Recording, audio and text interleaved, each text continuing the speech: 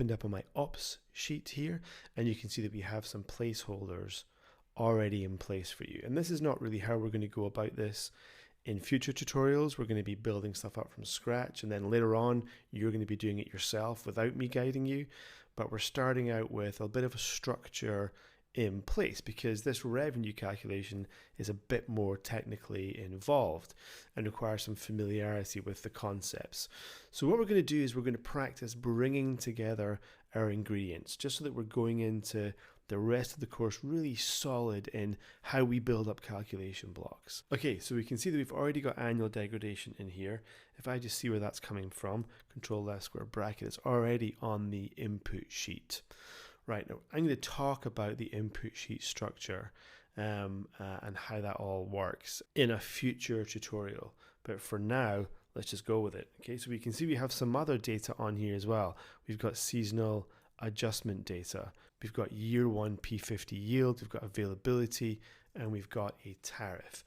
All of that data matches what's in the case study. So we've started out a little bit putting some of this data into the model for us. All right, so that's annual degradation. What we need to know is the contract year number and the operating period flag, because this 50% is going to compound each year and cause the production of the plant to go down gradually. All right, so let's go to the timesheet, and we get here to the top of the timesheet, and just to get a sense of what's already here, I can use the column A up and down arrows, control down arrow in column A, just to go through the sections. I've got flags, counters and period numbers, and then I get to the end. So you can see why it's useful to have this end marker here. It just stops us going all the way down here to row 1,000,000. All right, so first of all, counters, period numbers, contract year number. That sounds like exactly what we need. So I'm going to mark it as an export. I don't really need to do that because the paste link macro is going to do it for me. It's just kind of a habit that I'm in. So then Control C on the label, into the ops sheet, Control Shift Q, Control Shift A, and then Control Shift C to clear out that yellow shading. All right, so that's my contract year number. That should really just step up to 25. It's a 25-year contract. Let's just check that with an F11. Always worth just having a quick look. And that looks absolutely right. Stepping up to 25 years quarterly. All right. And then now that I've got my contract year number as a link, I can use that to hop back and take me right back to where I was. And let's go up to the flags now. Okay, so my financial close flag is already red. That means it's being used somewhere. Let's go down. Operating period flag is not red. So if I do a trace dependence, I should not see any off-sheet dependence for this operating period flag. All right, so I can mark this red, and then I take this to my ops sheet. Clear that out. Okay, and Shift F9, and we can see that we've got our degradation calculation already in place. And what that's doing is that every year it's degrading the percentage by 0.5% on a compound basis. Okay, so what's next? So that's degradation. We also talked about the seasonal adjustments. Okay? And so these are contract seasons. We might need to get a bit more complicated if we needed to tie up, month inputs into quarters. But right now we've got the seasonal adjustments. So if I hop back on my annual degradation link, because that takes me to that section of the input sheet, and then I've got my seasonal adjustments here. So I can select these up, Control C, hop back, and I can do all four at once, Control Shift Q. Right? And that gives me all four of these links at one go, and then Control Shift A to copy across. Probably want to put in my percent style and clear that out. Okay, so I've gathered up those four ingredients. I need contract quarter number. So is it quarter 1, 2, 3, or 4? So let me go and see if I can find that. And here we have period number, which is the same thing, quarter 1, 2, 3, 4. So let me go and just grab that. Again, we can mark it red, take that to the ops sheet. Okay, and then finally we need the operating period flag. Okay, and when we do that, Shift F9, then what this calculation does with an index is to figure out which period number it is and pick up the appropriate percentage from the seasonal adjustments. Okay, so if we take a look at that, we can see that there's quite a swing in every season, as you would expect, right? Summer, you're going to see a lot more sunshine. So what are we seeing? Our two strongest months are just the months from to June and to September. Sorry, our strongest quarters are the quarters to June and September.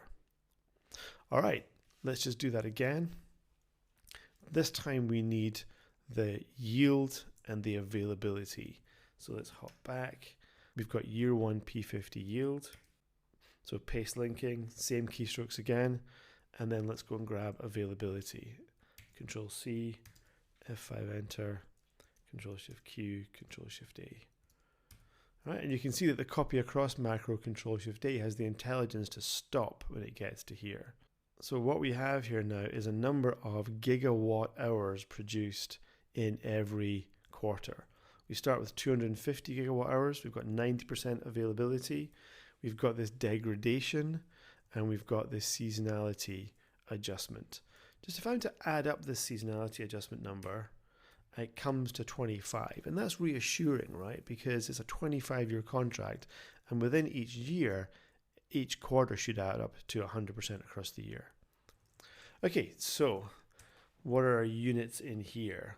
Well, if we start with gigawatt hours and we just adjust with percentages, then we're going to end up with gigawatt hours. So I'm going to put the units in here. Super important to stay on top of your units, especially when we're dealing with technical topics like this. All right, so then let's go and get our power tariff. And here I've got it in here. Okay, head back again to the op sheet. Control Shift Q, Control Shift A. Okay, so now we need some units because we're going to be going to thousands of dollars. Here's where we're trying to get to, right? Is USD thousands. That's our end point here. And I'm starting in USD per kilowatt hours.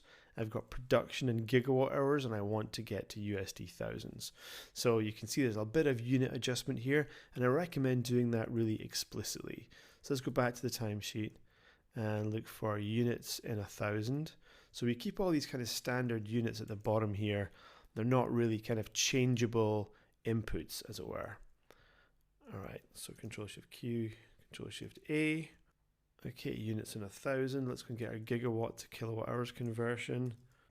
Okay, so we can see that there's 1,000,000 kilowatts in a gigawatt. So 1,000,000 kilowatt hours in a gigawatt hour.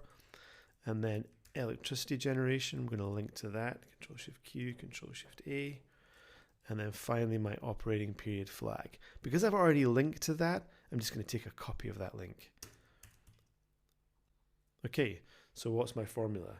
Well, I start off with my 6 cents per kilowatt hour. 3 taps on F4 to column anchor that. I want my final units to be expressed in thousands of dollars. So I'm therefore going to divide that by 1,000. I'm then going to multiply by my power production, but that's in gigawatt hours, and I have my price in kilowatt hours, so I need to multiply that by 1,000,000 to get to kilowatt hours, and then multiply all of that by the flag, because I only want to see this during the operating period. All right, hit enter, shoot that across. I can see that my revenue is therefore kind of 15.7 million per year, and much higher in the first 2 quarters of the year, much lower in the last 2 quarters. So we've got real seasonality of income here. If we just chart that, we can see that that's the combined position. This is quarterly revenue. It's declining due to availability. You've also got these seasonal swings going on. So that is my revenue profile. All right, well done. That was just a good practice in terms of gathering up ingredients, copying across. We've got our flags working for us, so this only happens during our contract period. And we've done our first job of calculating electricity generation revenue. Okay, as we saw earlier, when we were looking around the start model, we've got placeholders on our financial statements for everything that we need to work on our model. So let me just go and grab my revenue. We've got our first line item done. Let me bring that to my financial statements. Control-Shift-Q, Control-Shift-A, and clear that out.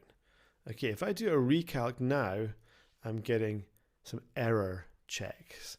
Right away, I can see up here in the top that I've got some error checks. Let's go and see where that's coming from. My balance sheet and my annual balance sheet are both out. So let's go and have a look at that. Why is that? I've got this increasing balance sheet difference. Well, we said that, if we fail to get our double entry accounting right, then we're always going to get a balance sheet difference. And what we've done here is we've introduced some revenue onto the income statement, but we haven't introduced anything onto the cash flow statement. So as a result, we've got an increasing balance of retained earnings, but no cash. So for now, I'm going to assume that there's no timing difference, no working capital delay on our revenue. And I'm going to copy that straight onto my income statement. We're going to come back and fix that later.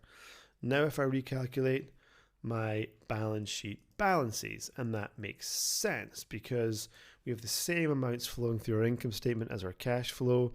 My retained cash balance is equal to my earnings balance. Everything balances.